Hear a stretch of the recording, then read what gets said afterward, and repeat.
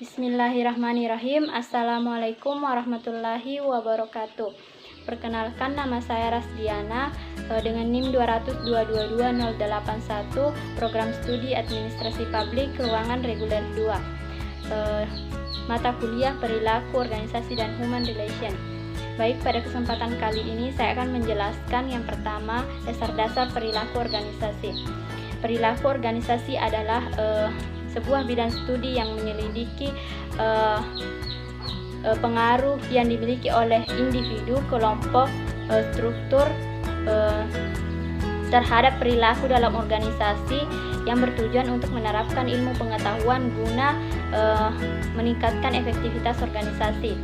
Pendekatan fungsi terdiri dari planning, organizing, leading, dan controlling. Planning, proses yang meliputi pendefinisian tujuan organisasi tersebut, penentuan strategi keseluruhan untuk mencapai tujuan tersebut.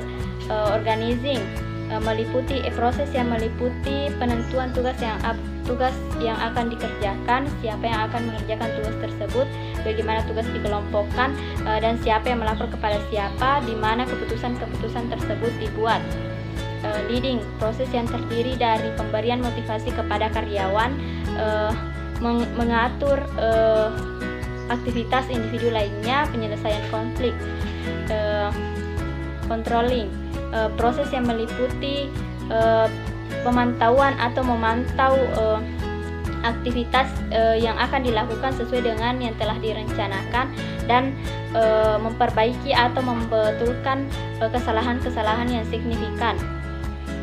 Pendekatan peran manajerial yang pertama yaitu interpersonal, informasional, dan decisional. Interpersonal terdiri dari figurehead atau tokoh utama, leader atau pemimpin, penghubung. Informasional terdiri dari monitor atau pemantau, diseminator atau penyebar, dan spoken person atau juru bicara. Decision terdiri dari entrepreneur atau kewirausahaan, disturbance handler atau penyelesai masalah, resource allocator atau pengalokasian sumber daya, negosiator atau negosiasi, orang yang bernegosiasi. Yang kedua, faktor-faktor internal dan eksternal yang membedakan antara individu dan berpengaruh pada perilaku individu tersebut. Yang pertama, faktor internal mencakup ciri-ciri biologis. Yang pertama, umur.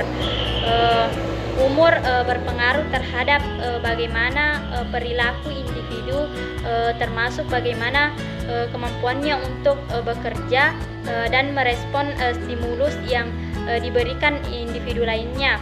Yang kedua, kepribadian.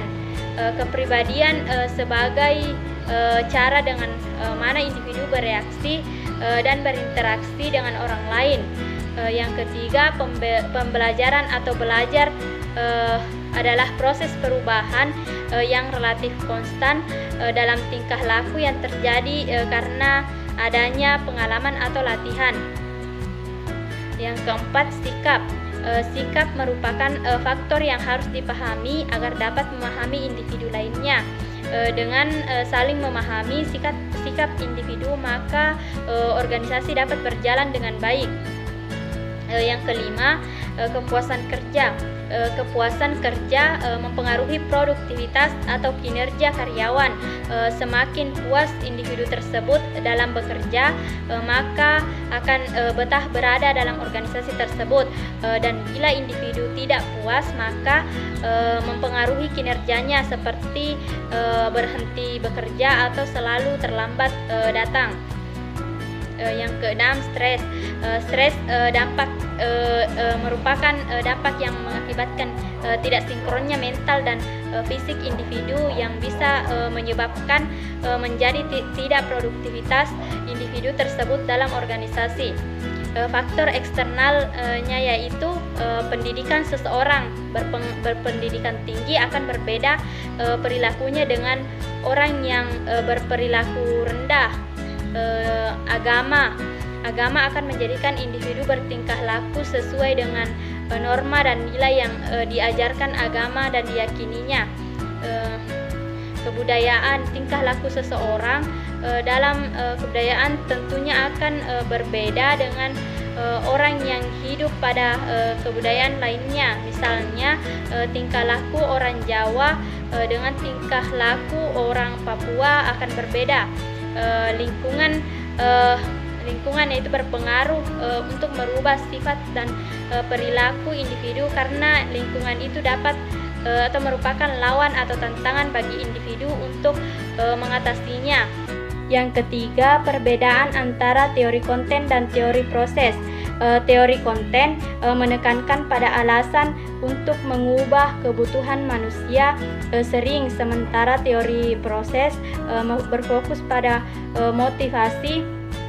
Proses psikologi yang mempengaruhi motivasi berkaitan dengan harapan, tujuan, dan persepsi ekuitas.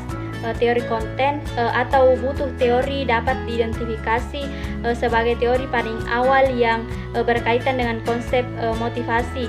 Teori proses menguraikan berbagai pola perilaku individu dalam memenuhi kebutuhan. Yang keempat, perbedaan teori kebutuhan Maslow dengan teori konten lainnya. Antara lain, yang pertama, teori Maslow adalah teori umum motivasi yang menyatakan bahwa keinginan untuk memenuhi kebutuhan adalah variabel prinsip dalam motivasi. Sebaliknya, teori Herzberg tentang motivasi mengungkapkan bahwa ada beberapa variabel yang ada di tempat kerja yang menghasilkan kepuasan kerja atau ketidakpuasan. Yang kedua, teori Maslow bersifat deskriptif, sedangkan teori yang dikemukakan oleh Herzberg sederhana dan preskriptif.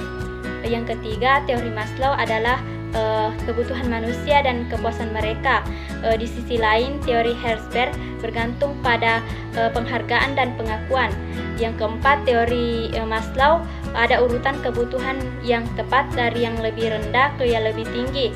Sebaliknya, tidak ada urutan seperti itu dalam kasus teori Herzberg. Teori Maslow menyatakan bahwa kebutuhan individu yang tidak puas dan bertindak sebagai stimulator berlawanan dengan teori ini.